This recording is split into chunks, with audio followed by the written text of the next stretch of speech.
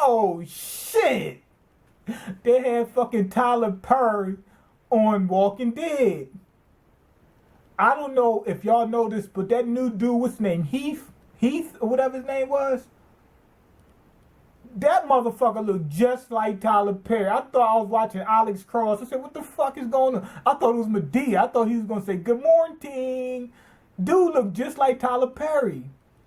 I thought that was my Dukes from fucking Boondocks. My Dukes. What's up, my Dukes? I thought that really was him.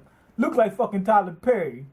Anyway, Rick and his squad, they come across the biggest fucking nest of walkers known to man. This nest was so fucking huge. And it's right by where they live. You know what I mean? That shit was crazy. So people probably was wondering at that time, well, they were safe in the area. How the fuck were they safe with this big nest that's not that far? They said they don't usually go that area. They probably because they see a few walkers down that way. You know, they don't see a lot of them, but they see probably like a few of them. Because they did say a few of them come that way. So they probably stay away from there. Which is why they never noticed. Or a lot of them never noticed and shit like that. But it's a big fucking nest. And they're trying to do something to take care of them. But you don't know at that time. Anyways, flashback time, start going gray and black. I'm going to tell you right now. The way they did the flashback, I hated that shit. Throughout the whole episode, it's going back and forth, back and forth. It took a couple times for it to happen for me to say, oh, this is how they're doing it. It's going to be going back and forth. It didn't seem cohesive. I'm like, what the fuck? Stay on one thing. You know what I mean? And if you didn't have to keep going back and forth, you wouldn't have to make it black and white. I don't like watching black and white. I know y'all don't either. So anyway, Rick doesn't trust Morgan's crazy ass when we see the flashback. He says, yo, I don't trust no fucking body. That's what he told Morgan. And Morgan says, rightfully so. He said, the last time I saw you, I tried to stick a cleat up your ass. So they put him in the holding cell or whatever. You know, that type of deal. They're trying to say that Rick is changing. And he says it at one point in time in the episode. He says, oh, man, I had no choice. Morgan seemed to be the far left, while, Rick seems to be the far right.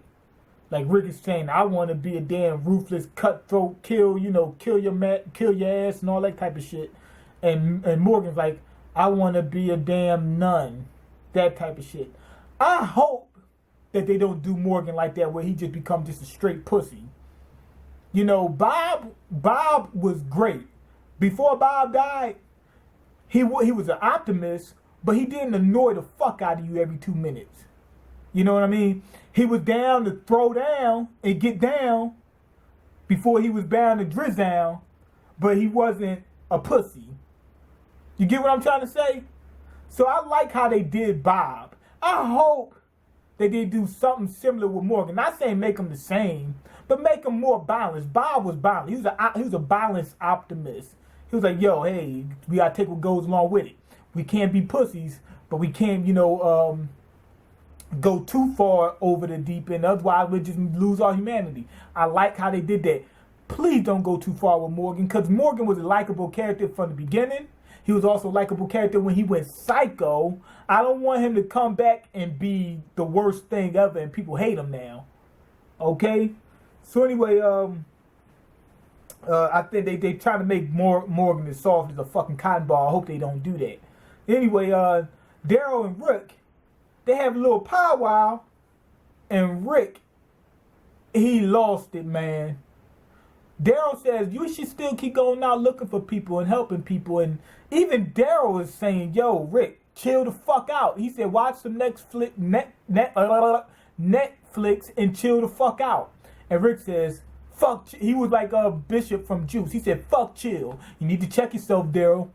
That's what he said. You need to check yourself, Daryl. We got to snatch some time to let them motherfuckers know we did to take them out anytime we feel like it. That's what he said. That's what Rick is. And I'm like, Rick, that ain't true. Calm the fuck down. You know what I mean? I understand you being concerned, but he's taking it too far. Even Daryl is saying that. Daryl's like, yo, we can, take a few people in, watch them, make sure they did not psycho and stuff like that. Because it'd be easier to survive with more people as long as you got a healthy supply of food. Once food start running down, then you got to start eliminating people. But until then, it's best to have more hands working. So, shit, that's what it is. Anyway, Glenn and Tyler Perry, or Heath, Tyler Perry, the motherfucker look just like Tyler Perry. They take care of this little building. They making a lot of noise in the building. I'm guessing that's why they're trying to stop it. Because inside that quarry, and I like how they revealed it, the reason why these zombies are bunching, they revealed that. But anyway, they were trying to lead the zombies out, the walkers out, on a different path. I don't know whether they were going to try to kill them or just lead them somewhere. But they didn't want a whole bunch of noise in that building, so they tried to take them out. Anyway, Glenn had to work with with Nick. Oh my! When they showed the flashback when he looked at Nick, Nick was they was asking, Rick was asking if anybody wanted to help, and he seen Nick rear up. So Glenn reared up. He said you better not. He said you better not say you want to help. And Nick said I'm down. He said motherfucker, you dumb motherfucker, that type of deal. So that was funny. But they put them together in this scene to reveal that Nick is really not an asshole anymore. They got overwhelmed by the walkers. Nick took him out, helped out. Then Glenn was like, you know what? You getting there. You earned some respect back. But the reason I don't like that seems a little contrived, you know what I'm saying? But at the same time, Nick would do it. You know what I'm saying? If you're really trying to show somebody that, hey, yo, I'm not a psychopath anymore, you would do something like that. But it didn't make sense that they got overwhelmed by like 10 walkers because they start coming up on them. Glenn hit him with the uppercut like, pow, pow. You know, that type of deal. So he ain't had no problem. But I was wondering why Tyler Perry or Heath didn't take a step back and then start shooting. When you see the motherfuckers on you, take a step back, boom. I see why the other one jumped on him because it was behind the other one and it popped out.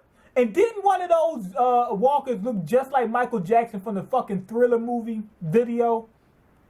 I swear to God that was him. But anyway, I see why the other one got up on him. But when he seen him this fucking close, why don't you just take a step back and shoot or something like that?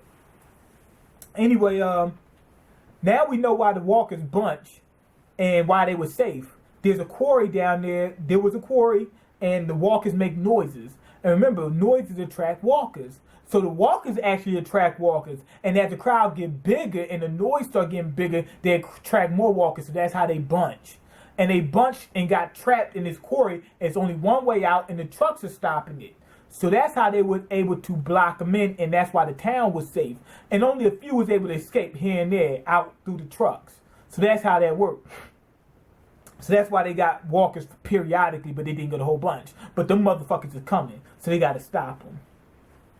I like how they did that. Anyway, Rick had a little training session once they came up with their plan on how they were going to, get the walkers out of there. And he let some of the walkers attack some of the people so that they can defend themselves. He was dumb.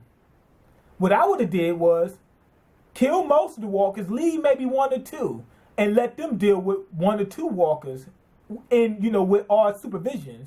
So he was going a little too far. Morgan's like, whoa, what the fuck? You going to let them get killed?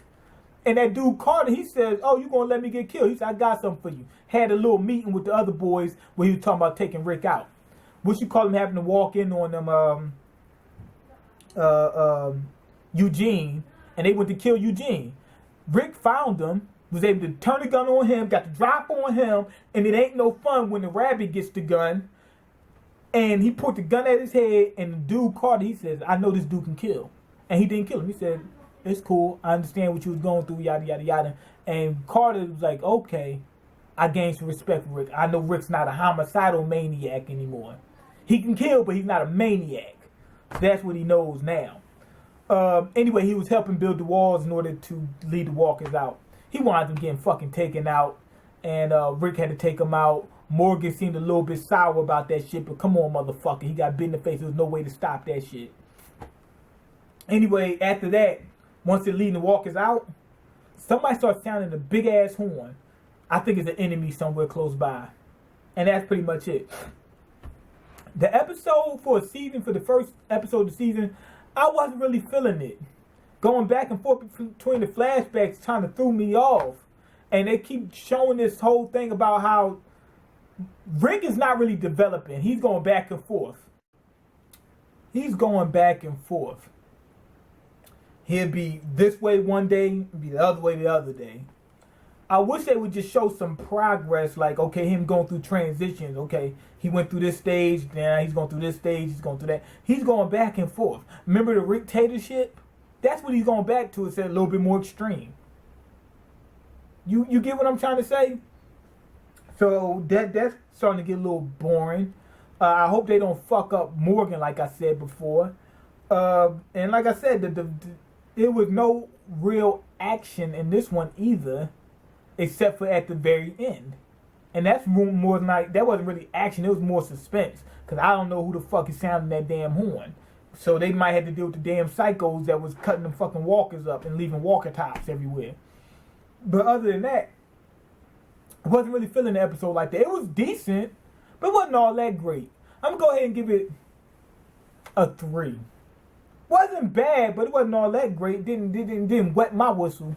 You know what I mean? But anyway, go ahead and leave your comments, like the video, and subscribe, because I can't eat. I'm broke, nigga. I'm broke, and you got the power to change that. Peace.